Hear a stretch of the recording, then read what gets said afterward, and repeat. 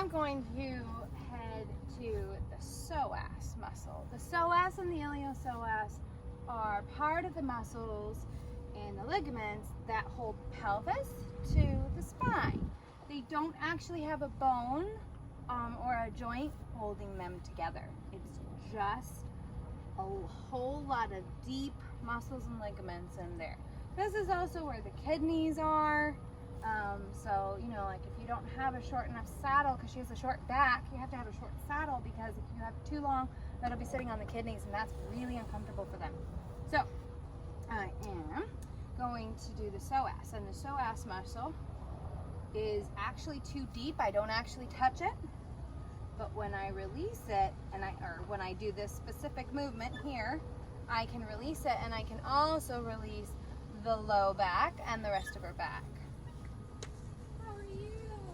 I'm going to go to your iliopsoas, and I'm guessing that I'm going to have a little bit more response here. So we do have that response, a little bit more dipping through her back. I'm just going to hold that until she relaxes, takes a big breath. Good girl. So good. Such a difference there. Nice and happy. So now we're just going to go straight to those glute muscles. So these glute muscles, we have our superficial gluteal muscle, we have our medial, then we have our deep. Again, with the psoas and the iliopsoas and the deep gluteal, I'm not actually touching them, but I can release them by working on different muscles surrounding them.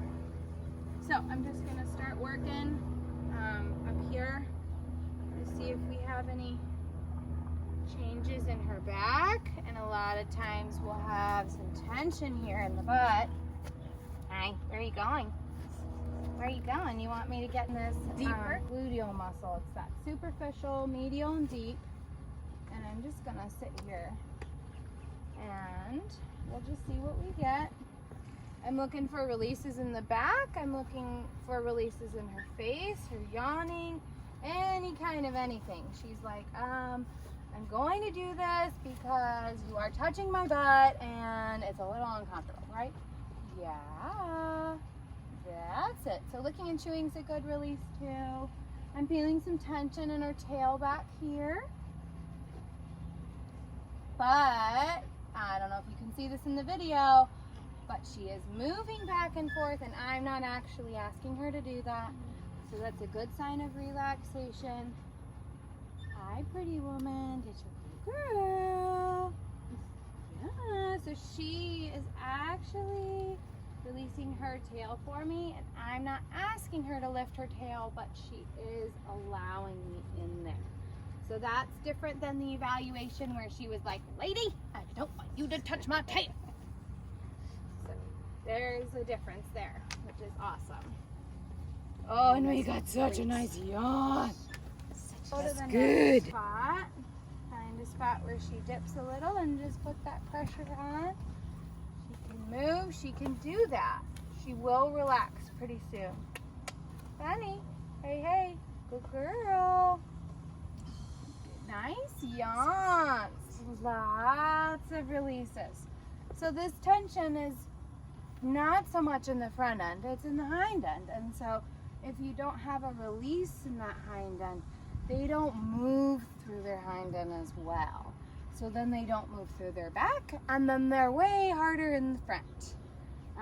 Staying straight, staying comfortable, all that kind of stuff. So it's really, really important to have a nice, loose, soft, supple horse.